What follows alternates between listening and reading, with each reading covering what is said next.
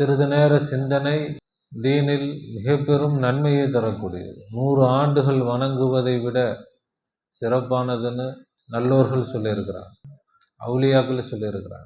அப்படி சிந்தனை என்பது நபிமார்களுடைய குணம், வலிமார்களுடைய குணம். நபி ஸல்லல்லாஹு அலைஹி வஸல்லம் அவர்களை பற்றி ஹதீஸ்களில் வரும், நபி அவர்கள் கான தாயிமல் ஃபிக்ர், நபி அவர்கள் சதா சிந்தனையிலேயே இருப்பார். சிந்தனை என்பது நபிமார்களுடைய சுன்னத், எல்லா நபிமார்களுடைய முன்மாதிரி. ஆனால் உண்மையில் தீனுடைய உயிர் சிந்தனை தான். ஏன்னா சிந்தனை தான் ஈமான். சிந்திச்சுட்டு இருந்தாங்க நபிமார்கள் வலிமார்கள், சிந்திச்சுக்கிட்டு இருந்தாங்க அப்படின்னு சொன்னால் நம்மளை மாதிரி மூலையில் உட்காந்து ஏதோ என்னோட நாளைக்கு என்ன பண்ணுறது, இந்த கடன் இருக்குது, இந்த பிரச்சனை இருக்குது, அவருக்கு என்ன பதில் சொல்கிறது, இவருக்கு என்ன பதில் சொல்கிறது, இப்படி துனியாவை பற்றி சிந்தித்து கொண்டிருப்பவர்கள் அல்ல. ஆனால் துனியாவுடைய சிந்தனையை உள்ளம் முழுவதும் நிறைத்து வைத்து கொண்டு நாம் அந்த சிந்தனை போகிறதுக்கு இன்னொரு சிந்தனை,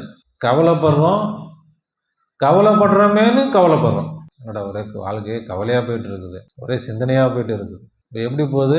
சிந்தனைக்குள் சிந்தனை, கனவுல கனவு பார்க்குற மாதிரி. அப்போ நமக்கு பிரச்சனை ஏதாயிருமோ, என்ன ஆயிருமோ, கியா ஹோகா, ஐசா ஹோகா, கபு ஹோகா, இதே தான். சிந்தனைனால தான் நமக்கு பிரச்சனைனால நமக்கு பிரச்சனை இல்லை. முடிஞ்சு போன பிரச்சனையும் இப்போ யோசிச்சு பார்த்தா இதுக்கு தானே இவ்வளோ பயந்துட்டு இருந்தோம். ஆனால் வரப்போகிற பிரச்சனை இன்னும் வரவே இல்லை, ஆனால் அதுதான் மண்டையெல்லாம் அழுத்திக்கிட்டு இருக்கு, தலை பாரமாக இருக்குதுங்க. இப்போ நபிமார்களும் சிந்தித்தார்கள், வலிமார்களும் சிந்தித்தார்கள், அவர்கள் தீனை சிந்தித்தார்கள், அவர்கள் அல்லாவை சிந்தித்தார்கள். நபிமார்களுடைய சிந்தனை அது வேற பக்கம் இருக்குது, மற்றவர்களுடைய சிந்தனை வேற பக்கம் இருக்கு. பிரச்சனையை கூட சமாளிச்சிடலாங்க, அந்த பிரச்சனை வந்துருமோன்னு அந்த பயம் வருது பாருங்க, அதை தாங்க என்ன செய்ய முடியல. இப்போ எல்லோருக்கும் நிம்மதி வேணும்னா அந்த சிந்தனை போயிட்டா நிம்மதி கிடைச்சிடும். நம்முடைய வாழ்க்கை நிம்மதியாக இருக்கணும், அதுக்கு பிரச்சனை இல்லாமல் இருக்கணும்னு தேவையில்லை. எவ்வளவு பிரச்சனையாக இருந்தாலும் நிம்மதியாக இருக்கலாம். எப்போ உள்ளத்தில் பிரச்சனை இல்லைன்னா நீங்கள் என்ன செய்யாதீங்க, எதை பார்த்தும் கவலைப்படாதீங்க, எதை பார்த்தும் பயப்படாதீங்க, அல்லாஹ்வின் மீது நம்பிக்கை வையுங்கள். அப்போ இதில் இந்த காரியத்தை லேசாக்குவது தான் களிமா. இந்த உள்ளம் ஏதாவது சிந்திச்சுக்கிட்டே தான் இருக்கும். நான் சிந்திக்க மாட்டேன்னா அது நடக்காது. அப்போ நாம் பதறாமல் பயப்படாமல் இருந்தால்தான் துனியாவையும் சமாளிக்க முடியும், தீனையும் சமாளிக்க முடியும், எதையும் சமாளிக்க முடியும். அதான் சொல்லுவாங்க, பதறாத காரியம் சிதறாது. அப்போ பதட்டப்படக்கூடாதுன்னு நினைச்சாதான் இன்னும் பதட்டம் அதிகமாகும், பயப்படக்கூடாதுன்னு நினைச்சாதான் இன்னும் பயம் அதிகமாகும்.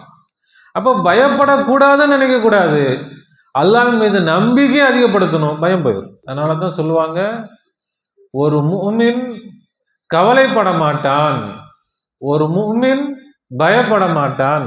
நாம் கவலைப்படுகிறோம் என்று சொன்னால், பயப்படுகிறோம் என்று சொன்னால், அப்ப கவலை என்பது அதுதான் ஷிர்கு, அதுதான் குஃபுர். எந்த சிந்தனையில் அல்லாஹ்வுடைய நம்பிக்கை அதிகமாகிறதோ அந்த சிந்தனை ஈமானுடைய சிந்தனை, அதுதான் ஈமான். எந்த சிந்தனை அல்லாஹ்வின் மீது அவநம்பிக்கை அதிகப்படுத்துகிறதோ அது ஷிர்குடைய சிந்தனை, குஃபுருடைய சிந்தனை. இறைவனை சிந்திக்கணும், இறைவனை பற்றி சிந்திக்கணும்னா இதுதான்.